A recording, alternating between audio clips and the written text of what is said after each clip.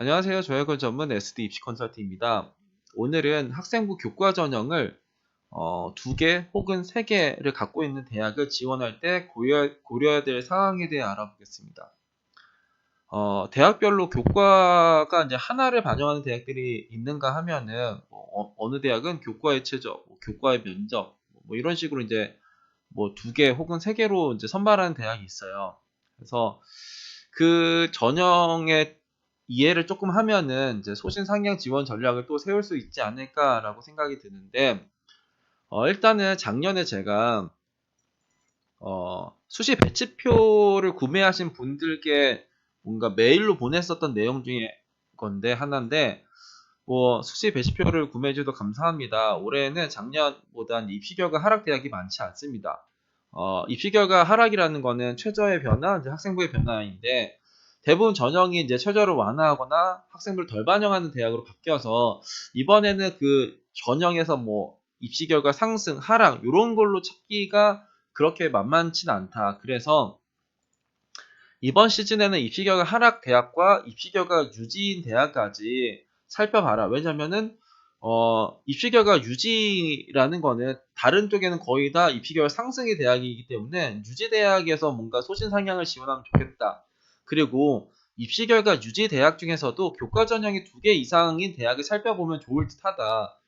교과 전형이 2개 이상 대학 중에서 입시 결과가 차이가 크는 대학이 있다. 특정 대학을 말할 수는 없는데 여튼 간에 그런 쪽에서 뭔가 수신 상향 지원 전략을 세우면 좋겠다라고 제가 이제 메일을 보냈어요. 그게 무슨 이게 무슨 뜻이냐를 되게 많이 물어보셨는데, 어, 예를 들어서 하나씩 보여드리면, 경기대에는 교과 성적 우수자랑 학교장 추천 전형이 있어요.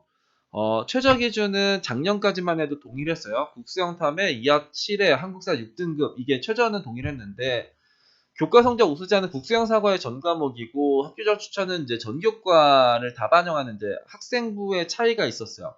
올해는 이제 2024학년도에는 여기 학교장 추천 최저가 없고 여기 최저가 있는 걸로 이제 전형이 이제 좀 많이 바뀌었긴 하지만 2022학년도에 이거를 보시면은 2022학년도에 교과 성적 우수자는 이게 3.08이에요. 기계시스템공학부의 평균이 3.08, 7등이 3.12. 그리고 학교장 추천은 평균이 3.38, 7등이 3.57. 이 점수를 보여준단 말이에요.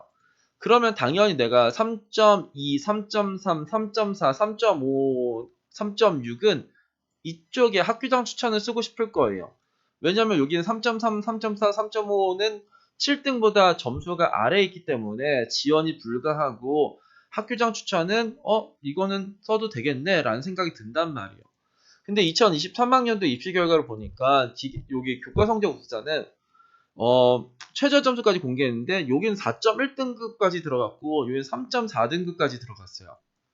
이때는 여기가 훨씬 더 높았지만 이때는 이쪽에 교과 성적 우수자가 훨씬 더 낮았어요. 다음 대학은 뭐냐면 이제 덕성여대라는 대학이 있죠. 덕성여대 같은 경우에는 2022학년도에 고교 추천 전형은 3.1등급을 보여줬고 학생부 100전형은 이제 2.03이 평균이었어요. 여기는 최저가 있고 최저가 없고 여기는 12과목 반영하고 여기는 국수형 사과가 다 들어가고 이런 상황이었는데, 그러니까 여기는 이제 반영 과목 수가 다르기 때문에 입시 결과가 학생부 100전형이 고교 추천보다 더 낮을 수는 없어요. 이건 12과목 반영하고 여기는 다 반영하는 거니까. 근데 고교 추천은 이때 3.11에 3.37이었는데 그 다음에는 2.82에 2.96으로 이제 점수가 한 0.3, 0.4 정도 올라갔죠. 이 글로벌 융합대학 같은 경우에는 이제 2.03에 2.2등급이었는데 2.25에 2.4등급으로 내려와요. 작년에 이쪽에 합격했었던 친구가 2.6등급까지는 저희가 확인했거든요. 2.6, 2.7까지는 여기를 합격했단 말이에요. 12과목을 반영하는 거라서 여기는 세계 교과의 교과별 4과목 12과목이라서 수학을 엄청나게 망친 학생들은 이제 이거를 지원할 수밖에 없었죠.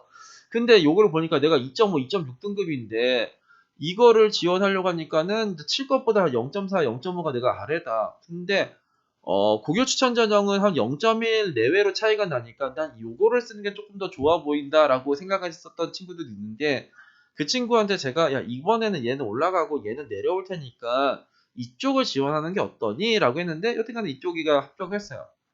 근데 지금은 이제 또 원래는 이제 여기가 세계 교과별 4과목이고 얘는 국수영사과의 전 과목인데 이 덕성여대 고교 추천은 올해는 세계 교과의 전 과목으로 바뀌어요. 그래서 이제 뺄 수 있는 과목 자체는 이제 동일해졌습니다. 그 뺄 수 있는 과목에서 여기는 12과목이 들어가고 여기는 다 들어간다. 이 정도의 차이가 있는. 그래서 덕덕여대도 작년에는 고교 추천을 상향을 쓰는 게 아니라 학생부 100전형을 상향 쓰기에 좋았었던 대학이었던 거죠. 명지대 같은 경우에도 기본적으로 우리가 면접 전형이 학생부 100전형보다는 입시 결과가 낮아야죠. 그러니까 학생부 100으로 선발하는 것보다는 면접을 보는 쪽에가 입시 결과가 낮아야 되는데 작년에 명치대는 학교장 추천 전형이 교과 면접 전형보다 전체적으로 점수가 낮았어요. 그러니까 요거는 이제 학생부 100전형 학교장 추천에서는 3.5등급까지 들어갔는데 교과 면접은 2.56까지 들어갔어요. 그럼 내가 3등급이면 당연히 학교장 추천을 쓰죠. 근데 3등급인데 이제 교과 면접을 쓰는 학생은 없단 말이에요. 왜냐면은 면접 보기도 싫고 학생부 100전형에서도 내가 이겼는데 굳이 내가 면접 볼 필요가 있냐?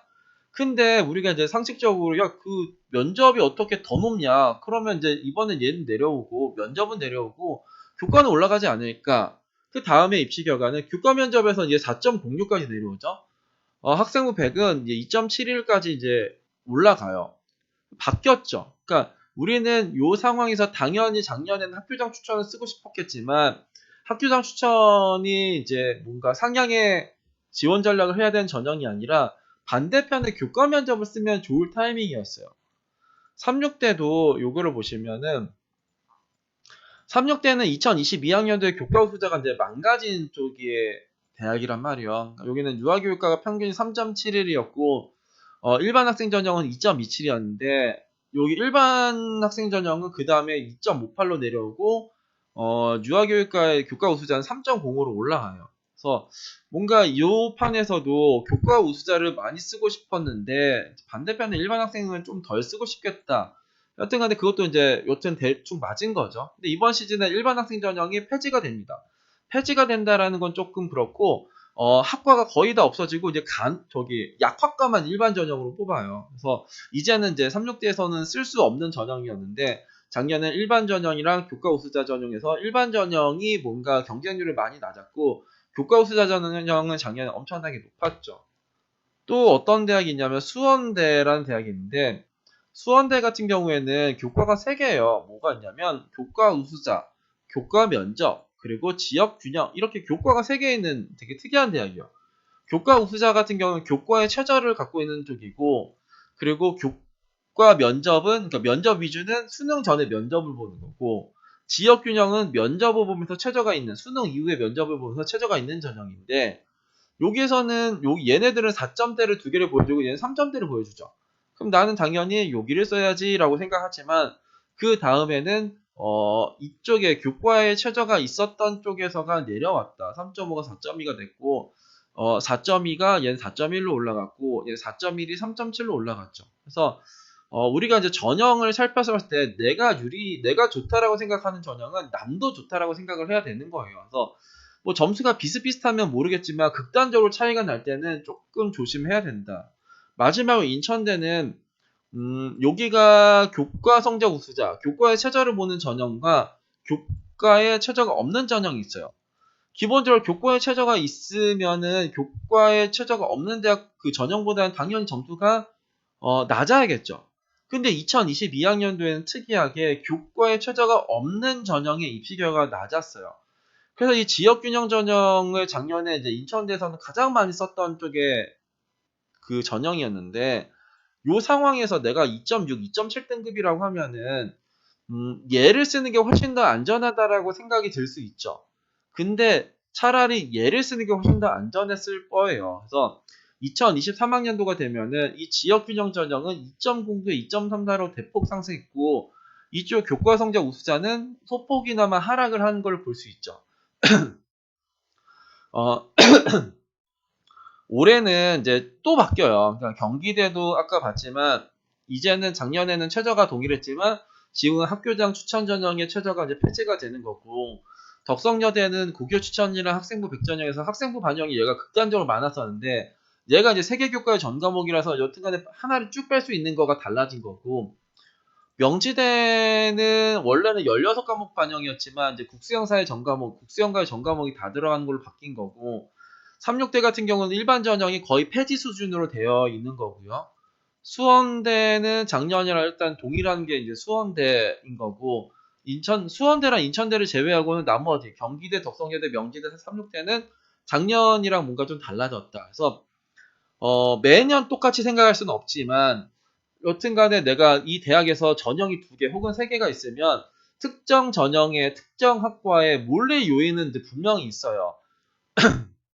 그게 그 대학 그 시기에 특정 학과가 무너진 학과일 수도 있고 전체적으로 3등급인데 하나가 4등급인데 그러면 그게 되게 이상했던 거잖아요. 근데 그 반대편에 원래 얘보다 전형 입시 결과가 낮아야 되는 거가 더 높아 있어. 그러면 이 4등급이 되게 문제가 생기는 거다라고 생각을 해야 돼요.